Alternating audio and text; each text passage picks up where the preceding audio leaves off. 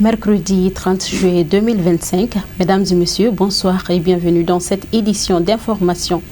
Cérémonie d'ouverture de l'atelier de sensibilisation des membres du Conseil national de transition CNT sur les enjeux de la modernisation de l'état civil au Mali.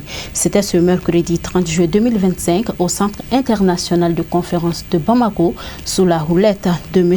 Ahmed Founé Mahal Madan, 4e vice-président du CNT. Le compte-rendu est signé Kouroutoumou Diabaté, Ibrahim Koulibaly.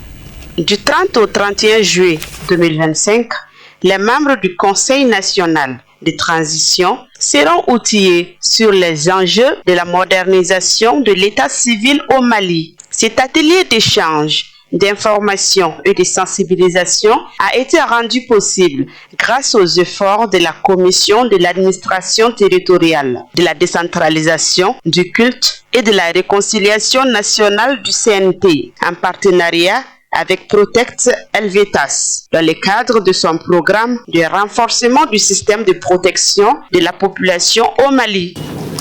Ici au Mali, et surtout avec l'adoption en août 2018 de la stratégie nationale de l'état civil, le Mali s'est engagé dans une réforme profonde de son dispositif de délivrance des actes et de gestion des données d'état civil. Dans ce cadre, plusieurs actions ont été engagées, tant sur le plan de l'amélioration de l'offre de services de l'état civil, de la sensibilisation des populations à l'importance de la déclaration de l'enregistrement des faits d'état civil, naissance, mariage et décès, que du renforcement des compétences des acteurs de gestion des services des faits d'état civil. Malgré ces efforts, des questions ou plusieurs questions sont permanemment soulevées et méritent une réponse adaptée. La réponse à ces interrogations confirme la justesse du processus de modernisation du système de l'état civil commencé au Mali depuis plus d'une décennie. Cet atelier a pour objectif de faciliter l'appropriation des membres du Conseil national de transition des enjeux de la modernisation de l'état civil et des réformes engagées par l'informatisation du système dans ce domaine. Et je me réjouis qu'une institution comme le Conseil national de transition ait saisi la hauteur de cet enjeu et se soit engagée à travailler sur ce sujet. Parce qu'il faut rappeler, le Conseil national de transition travaille au nom du peuple souverain du Mali.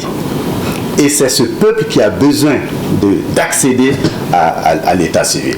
Quant au secrétaire général du ministère de l'administration territoriale et de la décentralisation et le représentant du président du CNT, ils ont tour à tour évoqué l'importance de l'état civil et les objectifs recherchés par cet atelier. Pour tout État moderne, la modernisation de l'état civil est un pilier essentiel pour notre gouvernance. À travers la vision Malikura Nyetasra Kaben, Samba Fulani Bioroni Sabama, et la stratégie d'émergence, notre pays met la modernisation des services publics au cœur de ses préoccupations. L'état civil, comme précédemment dit, garantit les droits civiques et fondamentaux de l'ensemble des citoyens, mais c'est aussi un instrument de planification socio-économique qui doit être accessible, fiable et sécurisé pour l'ensemble des Maliens. Je réaffirme la volonté de l'institution parlementaire de jouer pleinement tout son rôle actif dans le processus de modernisation du système d'état civil et la refondation de l'état du Mali, en mettant l'accent sur la souveraineté nationale et l'engagement envers les réformes structurelles nécessaires à la fiabilité des documents administratifs de notre pays. Avant de terminer, je voudrais mettre à profit l'occasion qui s'offre à moi pour, en votre nom et au mien propre, féliciter Monsieur le ministre de l'Administration territoriale et de la décentralisation et toute son équipe pour la tenue de cet atelier et les remercier sincèrement pour toute leur disponibilité à l'égard de notre institution. En souhaitant que vos échanges soient des plus heureux et des plus fructueux et enrichissants, je déclare ouvert les travaux de l'atelier de sensibilisation des membres du CNT sur les enjeux de la modernisation du système d'état civil au Mali. Par ailleurs, 1 minute de silence avait été observée en la mémoire de toutes les victimes civiles et militaires tombées au cours des conflits.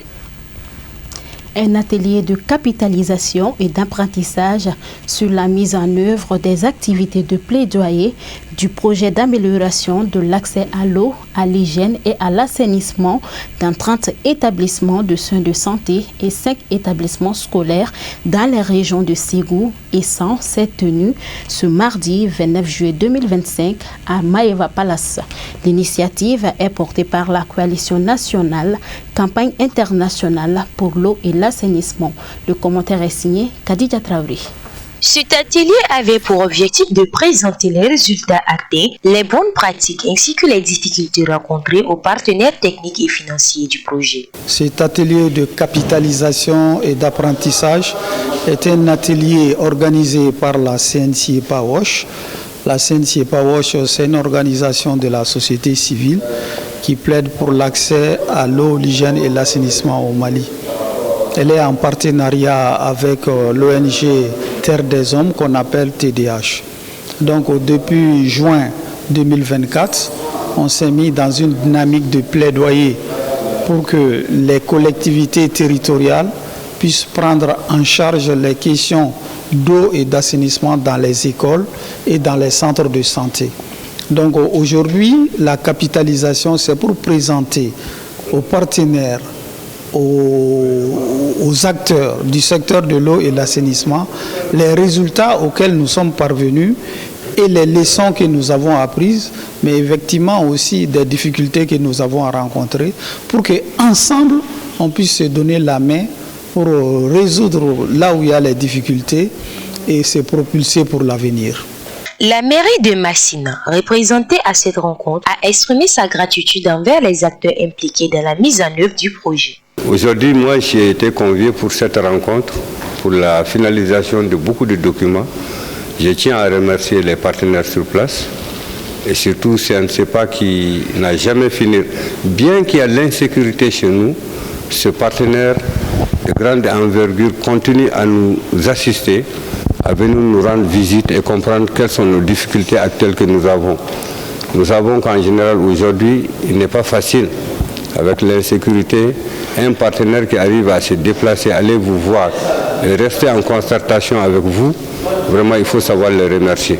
L'atelier a aussi permis d'enrichir les réflexions et de formuler des recommandations pour améliorer l'impact des actions futures. Cet atelier, en dehors d'avoir un but d'apprentissage et de capitalisation, nous permet également de regarder dans le rétroviseur de nos réalisations phares dans le domaine de plaidoyer au hygiène et assainissement, et également dans le cadre de notre partenariat avec la CNCEPA, dans le cadre de nos collaborations avec les collectivités, dans le cadre de nos collaborations également avec les services techniques, pour voir de façon globale qu'est-ce qui est bien, qu'est-ce qui est à améliorer, on ne va pas dire qu'est-ce qui n'est pas bien, mais qu'est-ce qui est à améliorer. Dans le but dans la continuité de faire des actions de plaidoyer, des actions de promotion d'eau, hygiène et assainissement dans les écoles et dans les centres de santé, que ces actions reflètent un peu la volonté publique, la volonté des autorités avec lesquelles nous travaillons et qui s'inscrivent surtout dans la dynamique de l'État, dans la continuité de la volonté gouvernementale. De nombreuses parties prenantes venues de diverses localités du pays ont pris part aux échanges.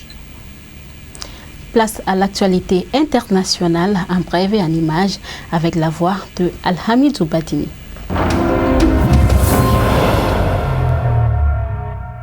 Une attaque menée lundi par un groupe armé contre la base militaire de Dargo dans la province de Boulsa dans le nord du Burkina Faso a fait une 50aine de morts parmi les soldats selon les témoignages recueillis mardi. Le groupe djihadiste Jamaat Nasra al-Islam wal-Muslimin est suspecté d'être à l'origine de cette offensive.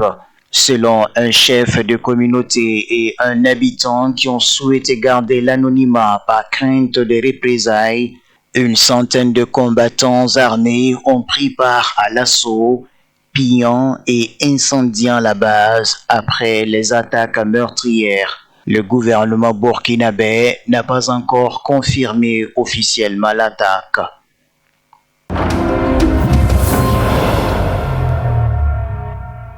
Alassane Ouattara veut remplir. Le président ivoirien a annoncé mardi sa candidature à la présidentielle du 25 octobre en Côte d'Ivoire. Oui, je suis candidat parce que la constitution de notre pays m'autorise à faire un autre mandat et ma santé le permet, a déclaré le président sortant dans une vidéo. À 83 ans, Ouattara briguera donc un 4e mandat à la tête de son pays. Il est arrivé au pouvoir en 2011 après une élection sur fond de chaos et de pertes en vies humaines, avant d'être réélu en 2015 et 2020.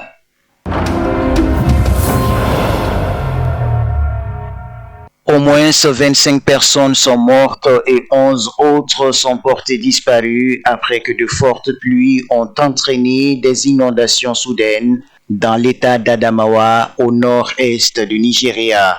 Les inondations qui ont commencé dimanche dans 5 provinces de la région de Yola ont forcé 5560 personnes à fuir leur domicile, déplore l'agence en charge de gestion des urgences dans un communiqué.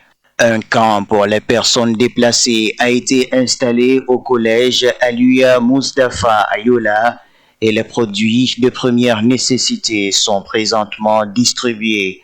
Les communautés du nord du Nigeria connaissent des périodes de sécheresse prolongées aggravées par le changement climatique et des précipitations excessives qui entraînent de graves inondations pendant la brève saison de pluie.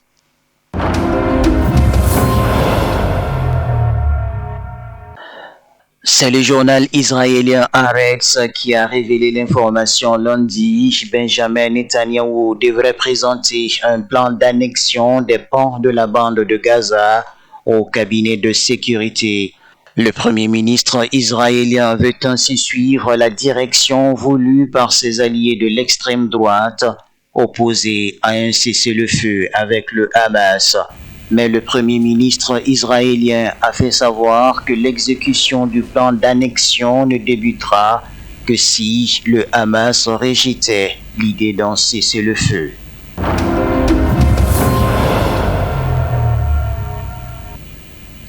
Et c'est ce qui met fin à cette édition d'information. Merci à vous de l'avoir suivi et très bonne suite de programmes sur Chérifla TV.